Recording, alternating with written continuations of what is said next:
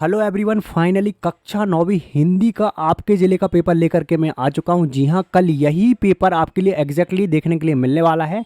और एक इन्फॉर्मेशन और देना चाहूँगा, कल आपका जो पेपर है अब 9 बजे से होगा। जी हां, अभी पहले 7:30 से था, फिर 8 से हुआ और अभी आज आदेश आ गया एक, जिसमें बताया गया है कि कल जो आपका पेपर है ये 9 बजे से होगा। तो 1 घंटे का एक्स्ट्रा टाइम आपके लिए मिल चुका है।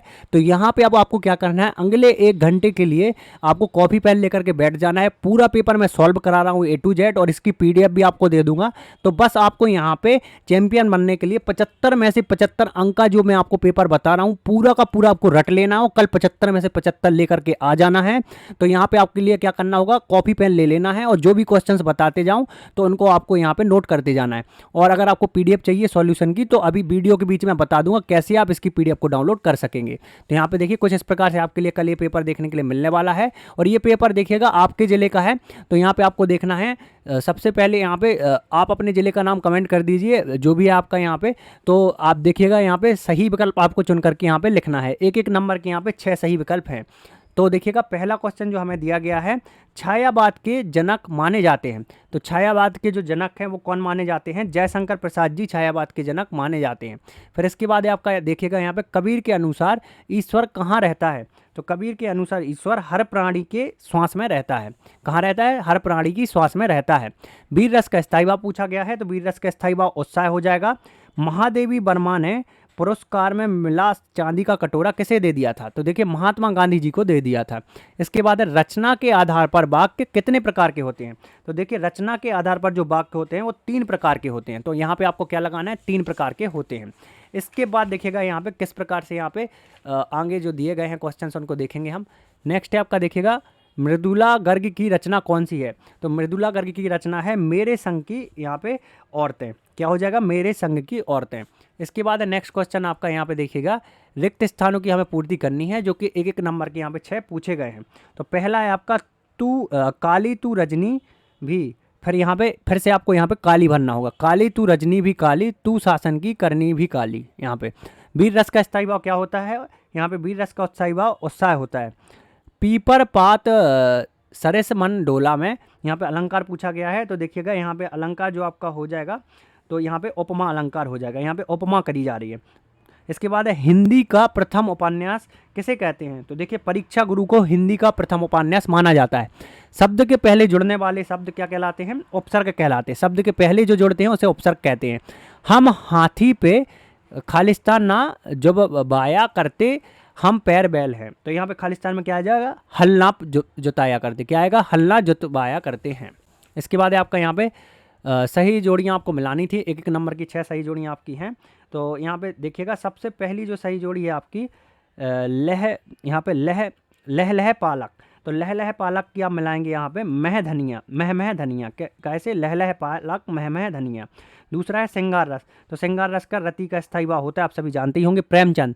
तो प्रेमचंद कौन थे? आप सभी को पता ही होगा, प्रेमचंद थे लहमी। प्रेमचंद का जो यहाँ पे मिलान करेंगे लहमी से करेंगे, इनकी रचना लहमी। चौधरी चरण सिंह। तो चौधरी चरण सिंह द्वारा यहाँ पे जो लिखा गया यहाँ पे काव्य वो है, चौधरी चरण सिंह जो पूर्व प्रधानमंत्री थे, आप याद रखिएगा, चौधरी चरण सिंह पूर्व प्रधानमंत्री। मातृ ही भर। तो मातृ ही भर को हम कैसे मिलाएंगे? मातृ ही भर को मिलाएंगे नियास शब्द से। और इस जल प्रलय में अब लास्ट जो बचा हुआ है आपका यहाँ पे फणीश्वर नाथ रेणु, फणीश्वर नाथ रेणु से आपको मिला देना है। एक वाक्य एक शब्द में उत्तर लिखना था। एक एक नंबर के 6 क्वेश्चन पूछे गए हैं। ब्रिटिश राज का गहना क्या है?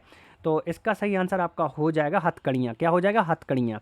स्थायी भाव को जगाने वाले, उद्दीप्त करने वाले रस क्या कहलाते हैं? तो विभाव कहलाते हैं। सबसे बुद्धिमान जानवर किसे माना गया है? तो सबसे बुद्धिमान जानवर गधा को माना गया है। किसको? गधा को।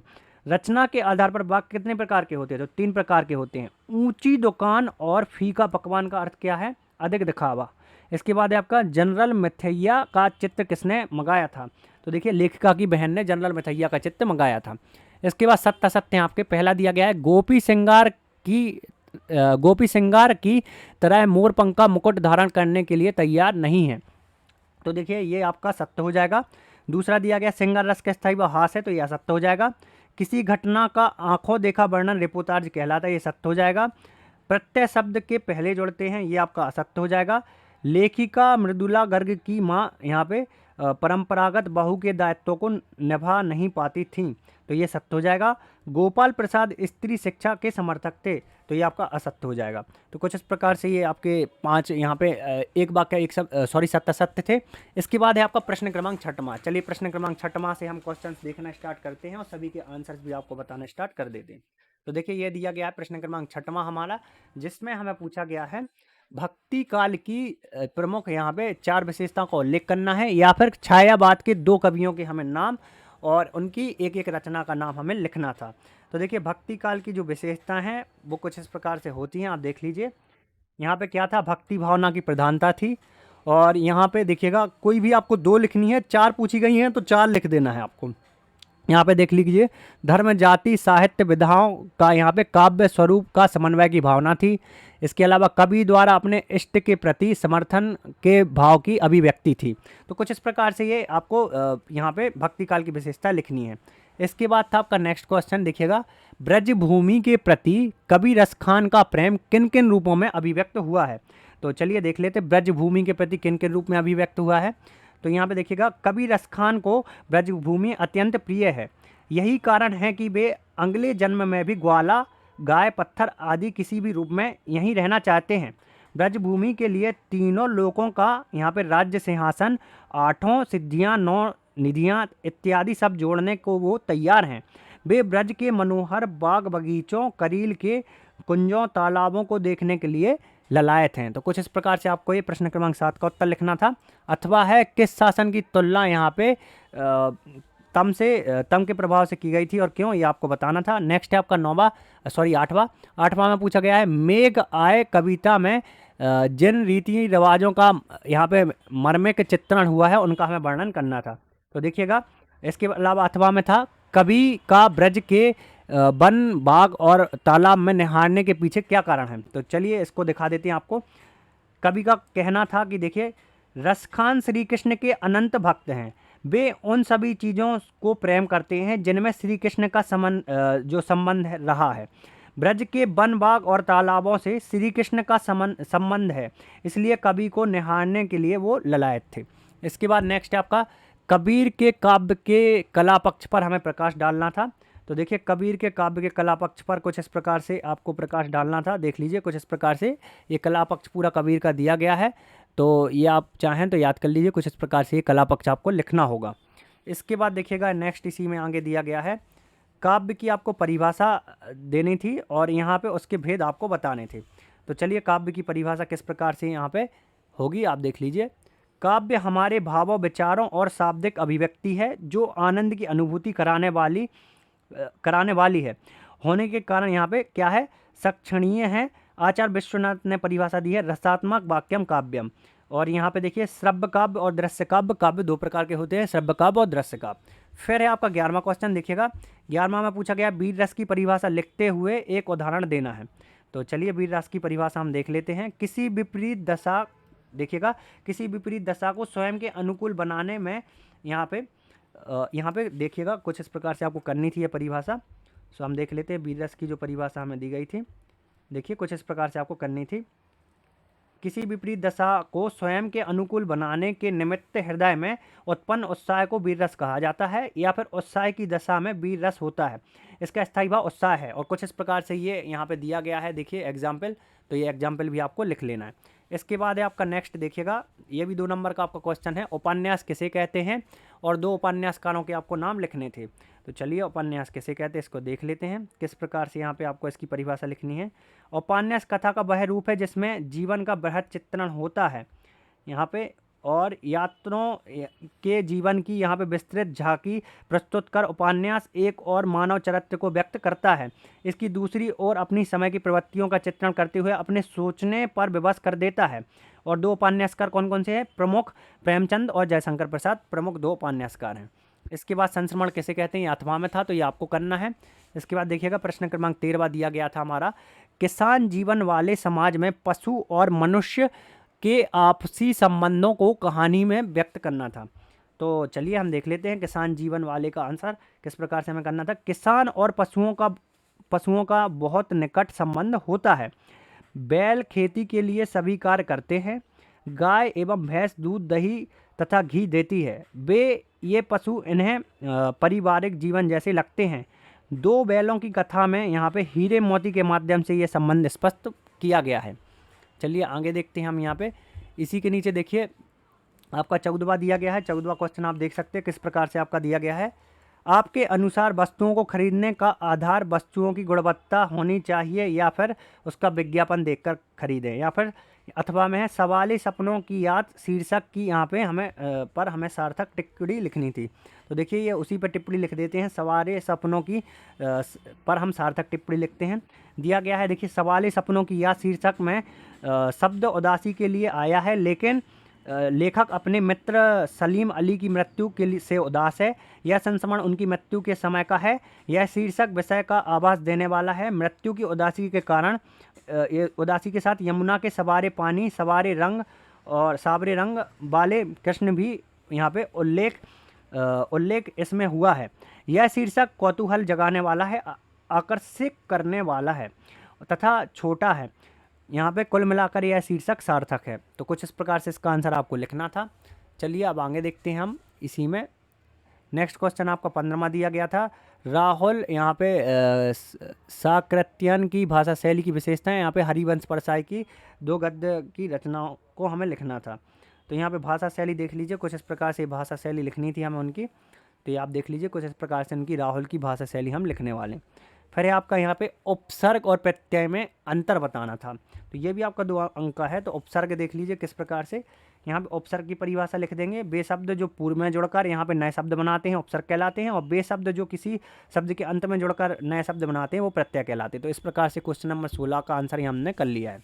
चलिए आप क्वेश्चन नंबर 17 आपको बता देते हैं किस प्रकार से आपका क्वेश्चन नंबर 17वां आने वाला है। तो यहाँ पे आप देख सकते हैं, इसको मैं पलट लेता हूँ। यहाँ पे देखिएगा क्वेश्चन नंबर आपका 17वां दिया गया है। सो क्वेश्चन नंबर 17वां भी आपका 2 अंक का है, जिसमें दिया गया है खरीद बिक्री बंद हो चुकने पर भी पान की बिक्री अचानक क्यों बढ़ गई थी। तो देखेंगे हम क्यों बढ़ गई थी। देखिए बाढ़ के आने की खबर से बाजार के लोग चिंतित हो गए थे। दुकानें बंद हो गई थीं। नीचे स्थानों से सामान ऊंची जगहों पर पहुंचा रहे थे, लेकिन खरीद बिक्री बंद होने पर पान की दुकान की बिक्री अचानक बढ़ गई, क्योंकि लोग घरों से निकलकर बाढ़ की स्थिति देखने आ रहे थे। पान की दुकान पर खड़े लोगों ने पानी के बारे में पूछा और पान खाते जा रहे थे। इसलिए लोगों ने आने जाने तथा बातचीत में पान खाने से पान वाले की बिक्री बढ़ गई थी। तो ये कुछ इस प्रकार से आपको करना था। इसके बाद है 18वां क्वेश्चन। देखिए कुछ इस प्रकार से गद्यांश हमें दिया गया था, 3 अंक का आपका यहाँ पे 18वां क्वेश्चन है। तो इन दोनों गद्यांश में से कोई एक गद्यांश का हमें यहाँ पे करना था। तो देखिए यहाँ पे भावार्थ हम बता देते हैं आपको। देखिएगा कुछ इस प्रकार से भावार्थ है, तो ये आपको कर लेना है। यहाँ पे देख लीजिए कुछ इस प्रकार से भावार्थ आप करेंगे। क्वेश्चन नंबर 18 का था। इसके बाद क्वेश्चन नंबर 19 में भी एक गद्यांश दिया गया है। चलिए आपको दिखा देते हैं किस प्रकार से गद्यांश है। क्वेश्चन नंबर 19 में देखिए ये आपका गद्यांश दिया गया है। तो क्वेश्चन नंबर 19 का हम उत्तर देख लेते हैं। ये लोग वाला पहले ही यहाँ पे हम करने वाले हैं। देखिए व्याख्या कुछ इस प्रकार से हमें करनी है क्वेश्चन नंबर 19 की। तो ध्यानपूर्वक आप देख लीजिए, और विशेष लिखना बहुत ज़रूरी होता है क्योंकि इसके 1 नंबर जुड़ते हैं। तो यहाँ पे विशेष आपको लिखना आवश्यक हो गया है। इसके बाद है आपका 20वां क्वेश्चन। देखिए 20वां है, विद्यालय के खेल मैदान में एक बैग मिला जिसमें पुस्तकें तथा कुछ रुपए हैं। उसे खोने का विज्ञापन हमें लिखना है। और अथवा में है, देखिएगा अथवा में हमारा स्वच्छ भारत अभियान के विषय पर एक अनुच्छेद लिखना था जो कि 4 अंक का है। तो देख लीजिए स्वच्छ भारत अभियान पर एक अनुच्छेद कुछ इस प्रकार से आप लिखेंगे। महात्मा गांधी वाला है ये। महात्मा गांधी भारत को स्वप्न दिखाया था कि स्वच्छ भारत हमें रखना है, उसी को अभी मोदी जी आगे बढ़ा रहे हैं। तो देख लीजिए कुछ इस प्रकार से ये स्वच्छ भारत अभियान पर पूरी टिप्पणी आपको लिखनी होगी। इसके बाद है आपका 21वां क्वेश्चन। तो हम देखेंगे 21वां क्वेश्चन। यहाँ पे देखिए 21वां क्वेश्चन में हमें दिया गया था गद्यांश। देखिए कुछ इस प्रकार से गद्यांश दिया गया था। उपयुक्त गद्यांश का हमें एक शीर्षक लिखना था। तो चलिए हम देख लेते हैं कौन सा गद्यांश है। इसका जो शीर्षक है हो जाएगा आपका राष्ट्रीय एकता। उपयुक्त गद्यांश का उचित शीर्षक क्या हो जाएगा, राष्ट्रीय एकता। और फिर है आपका राष्ट्र के लिए हमारा क्या कर्तव्य है। तो राष्ट्र के लिए हमारा क्या कर्तव्य है कुछ इस प्रकार से आपको लिखना था। राष्ट्रीय एकता के आदर्श को हमें यहाँ पे व्यवहार में लाना चाहिए। कुछ इस प्रकार से देखिए पूरा सारांश पूरा आपको लिखना होगा। तो यहाँ पे देखिए इस सारांश पूरा आप लिखेंगे, कुछ इस प्रकार से पूरा क्वेश्चन आपका हो जाएगा। फिर है आपका यहाँ पे देखिएगा नीचे, अब हम देखेंगे यहाँ पे इसी में आगे दिया गया है क्वेश्चन नंबर 22वां। क्वेश्चन नंबर 22वां में दिया गया है हमें यहाँ पे एप्लीकेशन, देख लीजिए कुछ इस प्रकार से। तो एप्लीकेशन है, अपने छोटे भाई को जन्मदिवस के अवसर पर हमें बधाई देनी है पत्र लिख करके। तो कुछ इस प्रकार से पत्र आपको लिखना होगा और आप जन्मदिन पर बधाई दे सकते हैं। देख लीजिए कुछ इस प्रकार से पत्र लिखेंगे और उसको बधाई दे देंगे। फिर आपका यहाँ पे 23वां क्वेश्चन, लास्ट क्वेश्चन। तो देखिए ये निबंध है, निबंध आपको अपने हिसाब से लिख लेना होगा। बाकी मैं आपको एक बार दिखा देता हूँ क्योंकि फुल सॉल्यूशन मैंने कराया है। तो वृक्षारोपण का आप ये निबंध देख लीजिए, कुछ इस प्रकार से आप वृक्षारोपण का पूरा निबंध कर सकते हैं। देख लीजिए कुछ इस प्रकार से करना था। तो विद्यार्थियों इस प्रकार से अभी तक जो भी विद्यार्थी मेरे साथ जुड़े हुए थे, अब उनके लिए मैं यहाँ पे पीडीएफ देने वाला हूँ। जो ये पीडीएफ मैंने अभी बनाई हुई है, जैसा कि आप देख पा रहे होंगे, देख लीजिए कुछ इस प्रकार से फुल सॉल्यूशन की ये पीडीएफ है। तो चलिए देखते हैं कक्षा 9th का हम ये फुल सॉल्यूशन किस प्रकार बहुत ही आसान तरीके से अपने मोबाइल में डाउनलोड कर सकते हैं। तो यहाँ पे देखिए मोबाइल में डाउनलोड करना बहुत ही आसान है। उसके लिए आपको करना क्या होगा, देखिए इस मोबाइल में ना दिखा के मैं दूसरे मोबाइल में दिखा देता हूँ ताकि आपको यहाँ पे ऐसा ना लगे कि मेरे पास ऑलरेडी ये पीडीएफ थी। तो देखिए ये मैंने गूगल ओपन कर लिया है। गूगल ओपन करने के बाद यहाँ पे मैं लिखूँगा ऊपर सबसे स्टडी नोट्स पीजे। लिखने के बाद ऊपर एक वेबसाइट आएगी, इस पर क्लिक कर दूँगा, नीचे आऊँगा, यहाँ पर दिखेगा मुझे MP बोर्ड। तो देखिए MP बोर्ड पे हमें कर देना है क्लिक। MP बोर्ड पे क्लिक करने के बाद नीचे आएंगे, नीचे आने के बाद देखिए यहाँ पे दिया है अर्धवार्षिक पेपर्स हमें चाहिए 9th का, वो भी हमें चाहिए यहाँ पे हिंदी का। 9th हिंदी पे हम कर देंगे क्लिक कुछ इस प्रकार से। जैसे ही हम क्लिक करेंगे देखिए ये 9th हिंदी का पेपर है। तो ये पूरा डला हुआ है, देख लीजिए कुछ इस प्रकार से। फिर हमें चाहिए था इसका सॉल्यूशन जो मैंने आपको पीडीएफ दिखाई हुई थी। तो देखिए पीडीएफ डाउनलोड करने से पहले आपको लिंक एक्टिवेट करनी होगी, तभी आप पीडीएफ डाउनलोड कर पाएंगे। तो लिंक एक्टिवेट करने के लिए सबसे पहले आपको एक बार इस ऐड पे क्लिक करना है, जिससे कि ऑटोमेटिकली ये लिंक एक्टिवेट हो जाएगी। जैसे ही आप ऐड पे क्लिक करेंगे तो बाहर आएंगे तो ये लिंक एक्टिवेट हो जाएगी। फिर आपको इस पर क्लिक करना है। उसके पहले अगर आप इस पर क्लिक करेंगे तो आपको एक्सेस नहीं मिलेगा और पीडीएफ ऑटोमेटिक डिलीट हो जाएगी और हमें भी रेवेन्यू जनरेट नहीं होगा, जिसके लिए हम वर्क कर रहे हैं। तो आपको भी थोड़ा सपोर्ट दिखाना है और ऐड पे क्लिक कर देना है। फिर आपको यहाँ पे आकर के ये सॉल्यूशन की पीडीएफ डाउनलोड कर लेनी है। देखिए कुछ इस प्रकार से आप जैसे ही इस पर क्लिक करेंगे तो यहाँ पे इसको सिलेक्ट करेंगे तो देखिए डाउनलोड होना स्टार्ट हो गई है। अभी आपको दिखा देता हूँ पूरी पीडीएफ। सो गाइस ये देखिए पूरी पीडीएफ यहाँ पे आ चुकी है, जो कि सॉल्यूशन मैंने करा रखा है। सो उम्मीद करता हूँ आज की वीडियो आपके लिए इन्फॉर्मेटिव रही होगी। एक इन्फॉर्मेशन और देना चाहूँगा, देखिए अगर आपको यहाँ पे टेलीग्राम के माध्यम से कोई भी अपडेट चाहिए बहुत जल्दी, या फिर पेपर, देखिए सबसे पहले पेपर मैं इसी में डालता हूँ। देखिए ये सारे पेपर डले हुए हैं टेलीग्राम पे। तो आपको क्या करना है, यहाँ पे टेलीग्राम ग्रुप डला हुआ है, देख लीजिए कुछ इस प्रकार से स्टडी नोट्स पीजे के नाम से टेलीग्राम ग्रुप है। तो इसको आप ज्वाइन कर लीजिए। यहीं पे आपको सबसे पहले पेपर पीडीएफ सब कुछ यहीं पे प्रोवाइड किया जाता है। तो उम्मीद करता हूँ आज की वीडियो आपके लिए इन्फॉर्मेटिव रही होगी। आप इसको ज़्यादा से ज़्यादा शेयर करें।